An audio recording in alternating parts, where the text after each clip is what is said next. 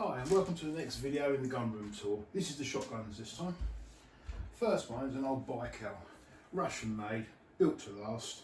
It's probably cave painting somewhere of prehistoric men hunting dinosaurs with these. They're absolutely fantastic old guns. Very simple use, single barrel, full choke, chambered in 2 3/4 inch, so it only shoots modest loads, but it's dependable. This is my main workhorse. It's a Betton Solly, it's multi-choke, Cerakoted barrels. Always want the side plate Italian shotgun, but I'm never rich enough to own a Beretta or Caesar Guerini. Over and under. Nice ejectors on it. Very reliable. 3-inch Magnum, so it shoots just about anything. Got a decent selection of chokes with it. And a choke key. Will shoot steel shot as well, which we're going to have to all adapt to in the UK soon. This is my Marlin Goose gun. This thing is an absolute beast. 3-shot bolt action. Magazine's been welded in because it's a Section 2. We're not allowed to have detachable magazines in the UK on Section 2 licences.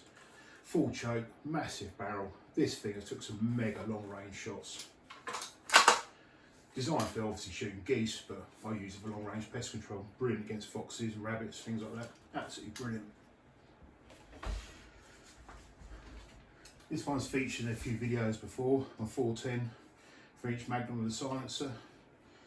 Probably the main pest control tool at the moment. The ejector on it is absolutely crap. Cartridges get stuck in it all the time. It does fold, but don't really need a folding shotgun. What's probably going to happen with it, I'm looking for something like a Norica bolt action, 3-shot. I'll probably take the silencer off, put on that, then sell this. It's a good gun, but it's just the ejector really lets it down. This is my most prized gun. 1943 Lee Enfield, number 4 Mark 1. I've used it for pest control for quite a few years with a scope on it and a raised cheek piece, but I put it back to its original configuration now. Obviously it was a 303 originally, now been smooth bored to 410. Magazine is detachable, but it does have a base plate welded in there. Still got some 303 rounds in there. There's a base plate welded in, which you need on a shotgun like this if you've got a detachable magazine. It's got a lot of history to it as well. But as I said, built in 1943. It actually stormed the beaches on D-Day in 1944. Fought its way through to Germany. After the war, it was a training rifle in my granddad's regiment, 1st Dorsets. Then it's obviously DP, because it wore itself out, then smooth bore to 410. A lot of people ask why I love it so much, but probably a little bit of a way to understand that. This is a copy of my granddad's citation. On the 1st of August 1943 at Regal Bootu, Sergeant Edwards was the platoon commander of number 11 platoon. He was ordered to cover the withdrawal of the remainder of his company from the town after reconnaissance had been carried out. Though surrounded by 3 German tanks and approximately 50 German infantry, Sergeant Edwards held his position and was himself the last to leave, having successfully covered the withdrawal of the company and beaten off at least 2 attacks against his position.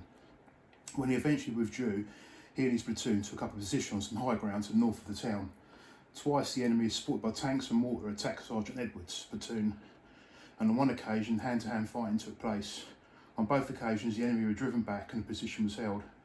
During the course of this action, Sergeant Edwards was wounded, but he fought on and encouraged his team to hold the position.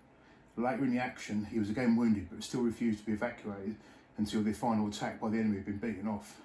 It was entirely due to Sergeant Edwards' courage and leadership, and his absolute disregard for his own personal safety, that the position was held. And he was awarded the Distinguished Conduct Medal for that, which is the 2nd highest. The only one ahead of that is a Victoria Cross, and you normally need to die to get that, unfortunately. But that's why I love these old World War II guns so much. Thanks for watching.